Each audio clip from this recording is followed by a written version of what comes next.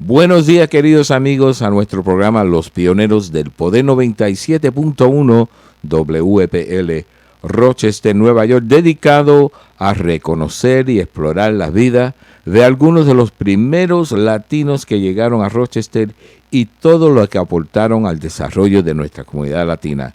En este día tengo el placer de tener al señor Cesar Collazo, que nos va a hablar un poquito de sus queridos padres, Raúl y Ramona Collazo, que fueron uno de los pioneros, uno de los primeros llegados aquí en la ciudad de Rochester.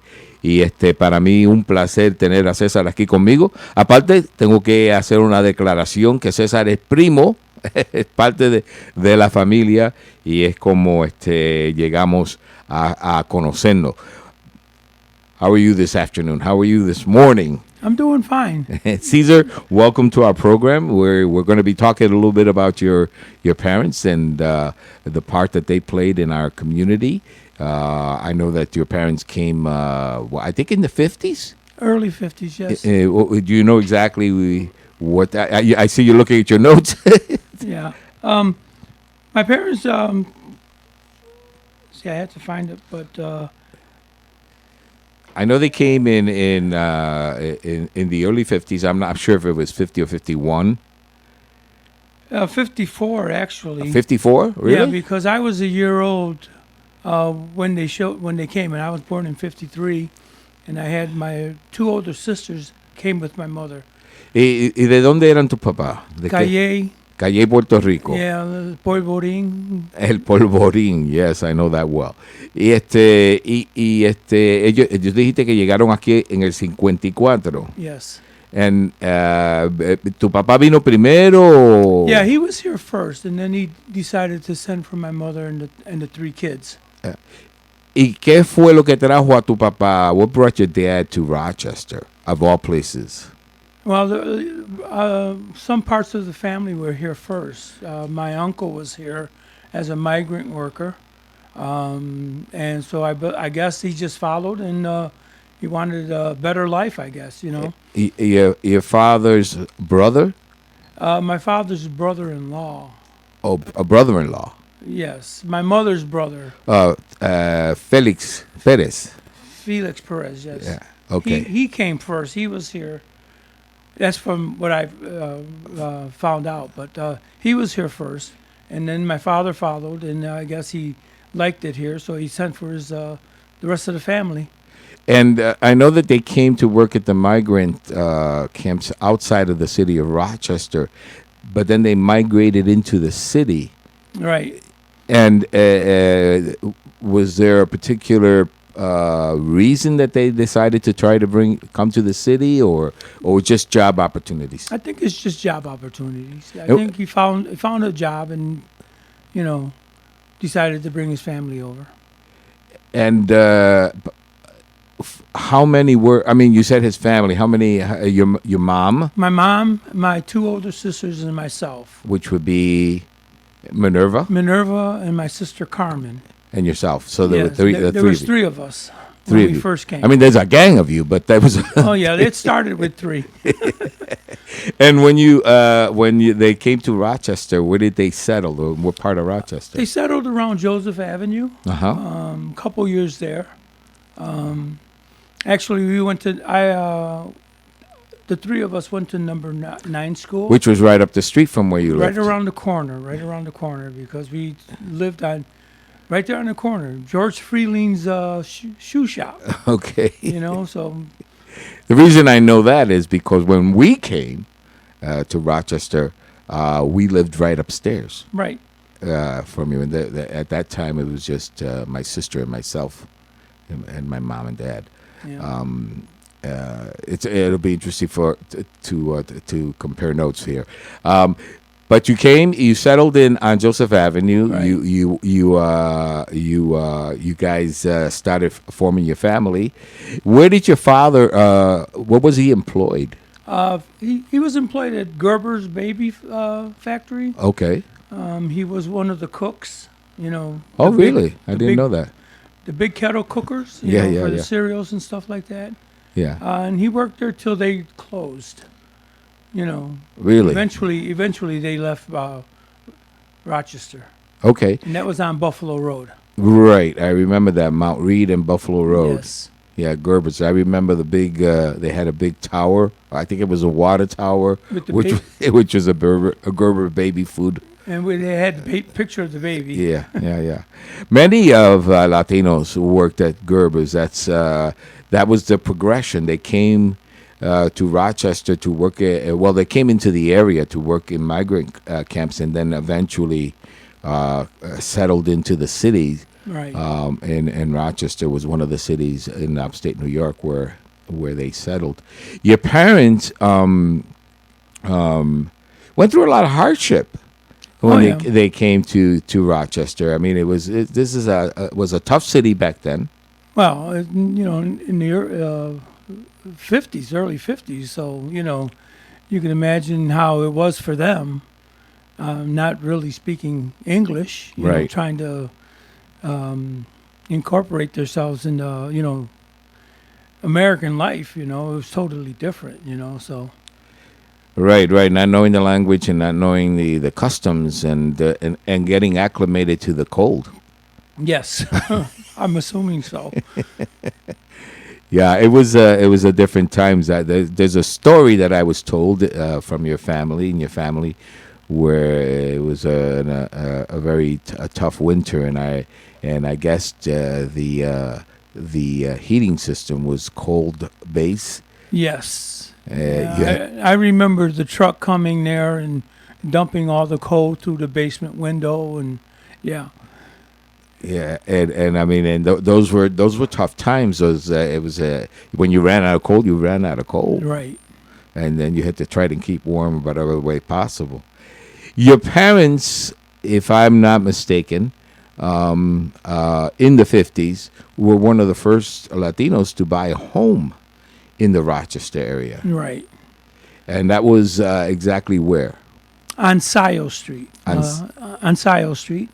Yeah. I actually remember walking from Joseph Avenue to the home on Scio Street, when we were officially moved there, because my father didn't drive, Right. It was a while before he bought a car, so my mother took the bus to work, my father took the bus to work. So your mother worked. She worked after my youngest brother was born. She worked before a little bit, but then she went back to work after my brother Johnny was born. Okay, Johnny was the youngest? The youngest. Okay. The youngest of 8. And how many were born in Rochester? I mean, there were 3 of you, so 5 of you were born. 5 of us were born in Rochester. Right, and Rochester's always been home, Yes. basically. Yeah. All right, so in the 50s, your parents actually were able to buy their first home. Well, they worked for a while to save up, and then they did buy the home, Which was a major accomplishment, for I would think so. Yeah. Yeah, back then, I mean, it wasn't, it wasn't easy for my parents, but they were able to, get together and buy a home and everything, which was nice because it's their home, Right, it was theirs, and they could have, accommodate all the kids and everyone, Right. and not have to worry about it. And they were also business people. Yes.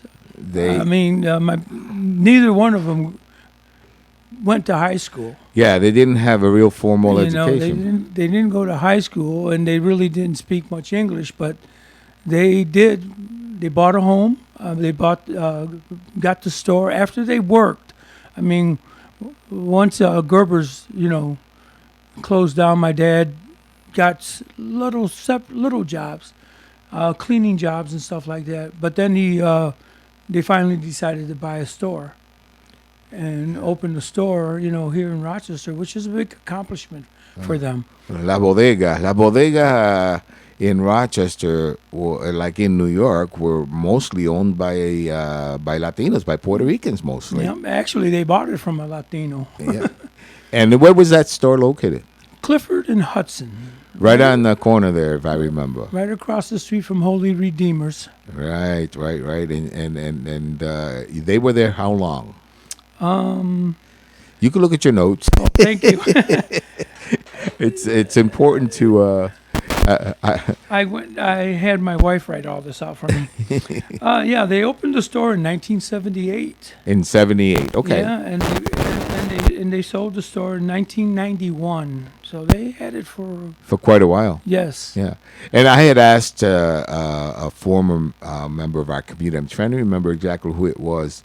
What was the reason for so many Latinos, so many Puerto Ricans back then to venture into their own businesses, the bodegas, the corner grocery store? And the gentleman told me that at least in the hardest times, they knew that they could provide food for their family because they had a store. Right. And was that the case in your family? Would you say? I don't really know because I was away from the family, you know, when they bought the store. You know, I was married. I lived in Brockport and stuff like that. So when they bought the store, I was not involved. Right. In That buying- that came later. Yeah. Yeah. So that I just knew that they bought the store. It was to me it was a surprise too, you know, because they did buy a store. But before they bought the store, because I know that your parents also owned several homes in the neighborhood. Right. So they actually went on, bought their home, and then later on went on to buy. Right. The store on Clifford Avenue had two storefronts and an apartment. They owned the house behind the store on Clifford Avenue. They also owned 3 homes on Ontario Street. So Right. they did pretty good. They did really well considering their humble beginnings and all their sacrifices and their large family. Right. You know, I'm impressed. I'm impressed by what they were able to accomplish at a tough time, though. And, you know, in the 50s, things were a little different Yeah. in Rochester, in the country in general. And if you were Latino and you didn't speak a lot of English, you know, people looked at you differently. If you were lucky, you got to know some people that were very considerate and helpful. I know that my dad told me that he met some really good people that were very helpful in helping the community, members of the community. Plus, the family helped each other. You know, that's one thing about the nucleus of our family. My aunts and uncles, you know, they were always around. So if anybody needed something, or there was, you know, somebody needed a question answered or something like that, they had a lot of resources to go to each other. Yeah, no, that was going to be my next segment. There, I was going to talk about the fact that in our community, it seemed like they always gave themselves the upper hand. They always helped each other as a community, not just family members, but Right. Latinos in general. That and mostly at that time was mostly Puerto Rican community that kind of looked out for one another. Right. You know. And provided many family members that came after. I mean, how many family members didn't stay at your house? Oh, we had a lot of visitors.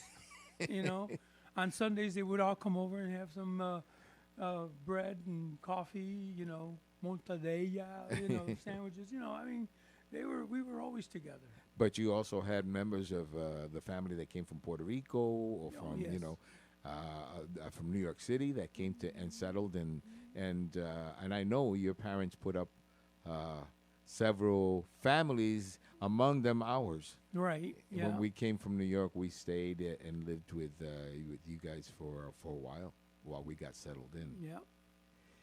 It was a different time, but yes, the community and the family was always very helpful to one another, and that was a blessing. Oh yeah. In our community. But I was very impressed by the fact that your family was able, your parents, with their commitment, their dedication, their hard work, they were able to establish themselves not only as property owners but as business people.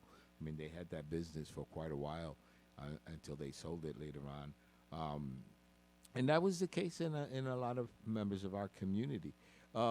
Your father and mother were very involved also in the neighborhood over there around Mount Carmel. The church. And yes. through the church, right? Oh yes, Mount Carmel was their church. I mean, that's what it was their church. They were always on Sundays. As a family, we would go to church when we were young. We'd go to Mount Carmel, Right. and we went to the Catholic school. So Okay, so you guys were students at Mount Carmel. Yes. And my mother, she'd have a garden, flower garden in her yard, and the nuns would come around the corner, pick up the flowers, and take them to dress up the altar and everything. So yeah, they were very involved in the church. My father was even one of the Knights of St. John's. Knights of St. John's, yeah. Which was an organization with the church. Right, and Mr. Pedraza Yes. was also a member of that Yeah. that group. And my father was also at one time the parish council president. So we were involved in the church. Yeah, and I know your father was also involved in the traditional fiesta jibara. Oh yes. Well, we were one of the first ones there. The first Puerto Rican festival. The family was there. Yeah, yeah. I remember. We ran the kiosco, and my mother cooked. The family, It was a family effort. we were there for a long time. We did it for a while. Yeah, no. Talking about the Puerto Rican festival, it was always a grassroots effort. Exactly. Yeah, there was no funders at that time, so everybody kind of pulled together. Yeah, they brought the stuff.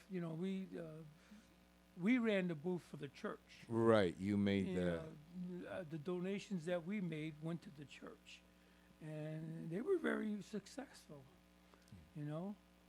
And they were proud to do it. It wasn't a question of, well, who's going to do it? Oh, we're going to cook. We're going to do this. We're going to serve. And your mother was known for being a good cook. Oh yeah. She was. Oh yes, she was.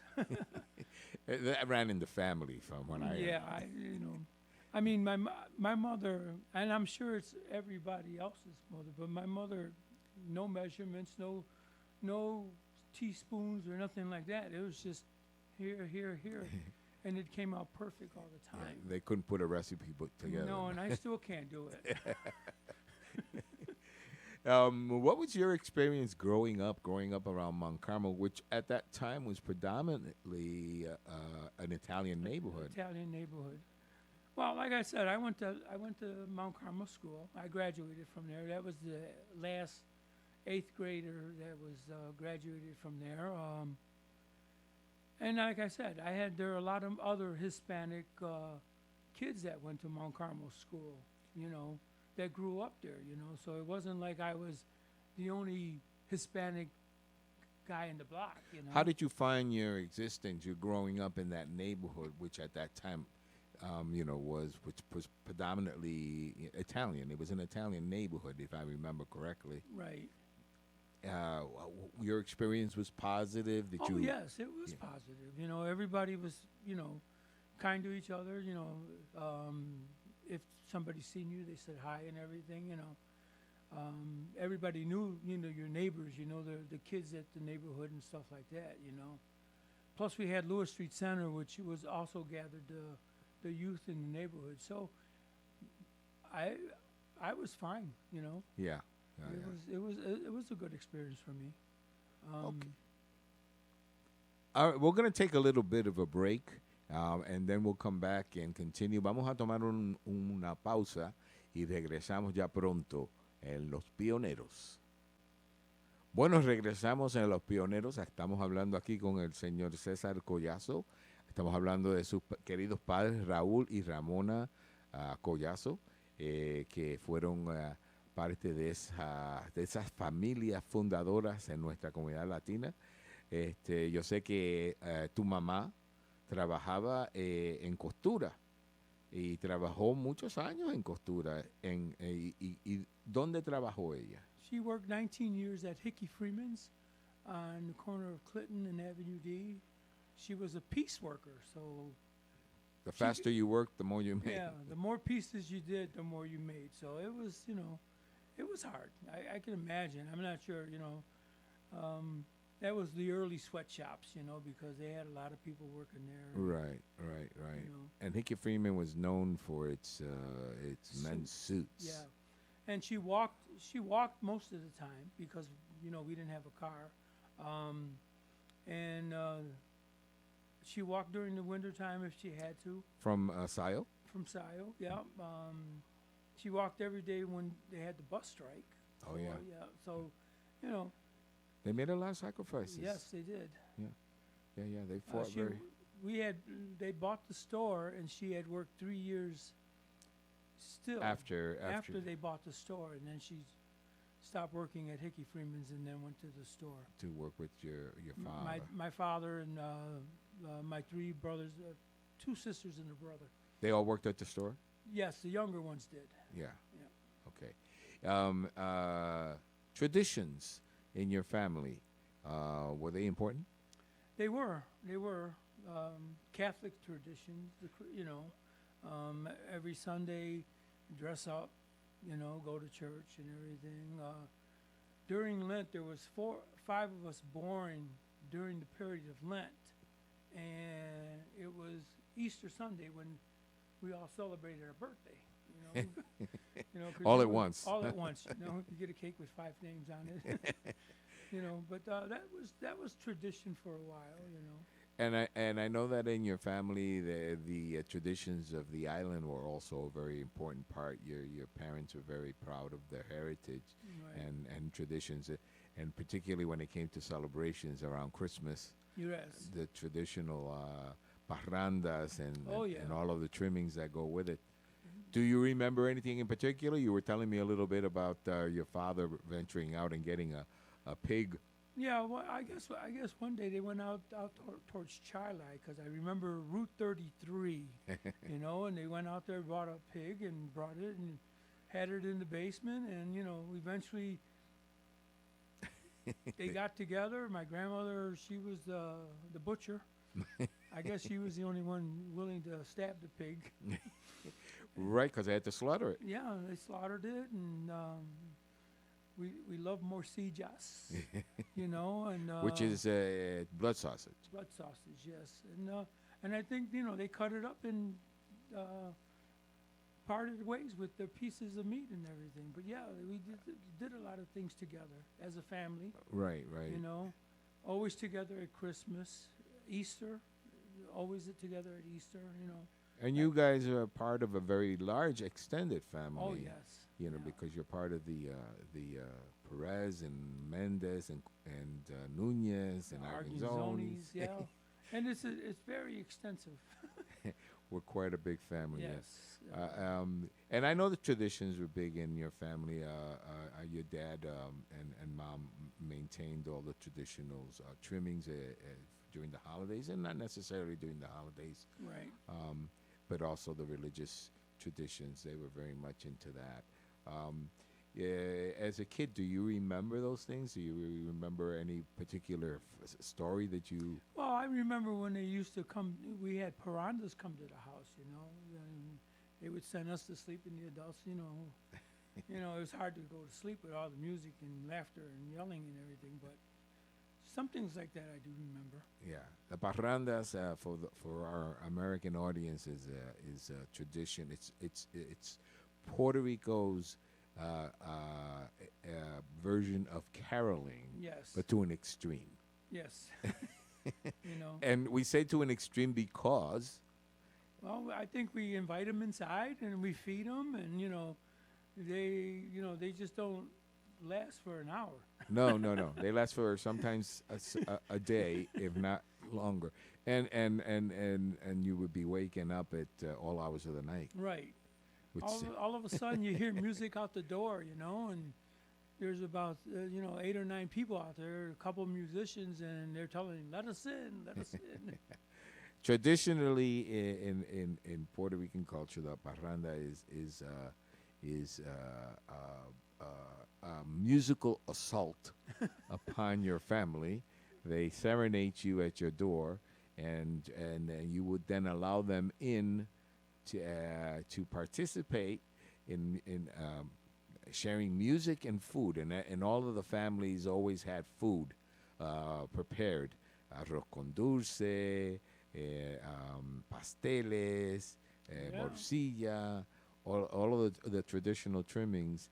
And they would always have a refrigerator full just in case they got a parranda. Yes, yes. They would make it, and traditionally, for those folks that are not aware of it, they would the family would gather themselves and continue on to the next household. Exactly. Yep. They would say, "Okay, time to go. Don Pedro's house now." You know. Right. So as it went along, it got bigger and bigger. Yes, it did. Yeah. And it's funny because in Puerto Rico the weather is appropriate for it, but in Rochester, it's not. It didn't matter. It didn't matter. You know, after the first house, they were feeling kind of good. Yeah. The cold wasn't a bother. No. And and I know your family comes from a very musical. You have a lot of musicians within the family, Oh, so yes. it was always a lot of Yes. great music. A lot of music around. Yeah. Okay. Well, Cesar, thank you so much. This has been I like to have the opportunity to talk to members of our community that were, that came in the 40s and the 50s, because that was really the base of our community and how things got started. And it's always fascinating to hear the different stories from members of the families that in many cases have similar stories, but at the same time have differences in how they develop. Different situations Yeah. on how they got here. Yeah. You know. Anything in particular that you would like to share with our audience with regards to your family, to your parents? Well, my mother and father were very humble, and like I said, they accomplished a lot. Yeah. With the 8 kids, and the extended family and everything. But they never really complained about anything. They were always there, always generous. And one major thing is that they did everything on their own. No public assistance or anything like Right. that. Right. Which is a big accomplishment. And like I said, unfortunately they've passed away, but they've not been forgotten. And for me, this experience of looking back at the family's history was very, very, very informative for myself. For yourself, sure. Yeah, because I had to go around and ask questions, which I should have been doing a long time ago. Well, but this was very nice, and I'm thankful that I got the opportunity to do this with you. This is our effort to document our past history, our humble beginnings, because most of our families were humble, and to keep those documented stories in our archives for future generations. We're not going to be here eventually, and our families will continue, and they'll have a recorded history. Yeah. Because we do need to know our histories. Absolutely. In order to go forward. Yeah. I'm extremely impressed. I mean, I knew some of your parents' history, but I didn't know a lot of things, and I was impressed at how much they were able to accomplish from such humble beginnings, which just shows you the commitment that our community had to get ahead and to be a part of Rochester. Right. A contributing part of Rochester, and also at the same time maintaining traditions and all the other good stuff. Well, I thank you so much, Cesar, for sharing your time with us today. It is always a pleasure to talk and to share. Y le damos las gracias al señor Cesar Collazo por compartir con nosotros en este día un poquito de la historia de su familia y todos los sacrificios que ellos hicieron para hacer y formar parte de nuestra historia latina en la ciudad de Rochester. Hasta la semana que viene, le doy las gracias por estar aquí conmigo y nos vemos luego. Adiós.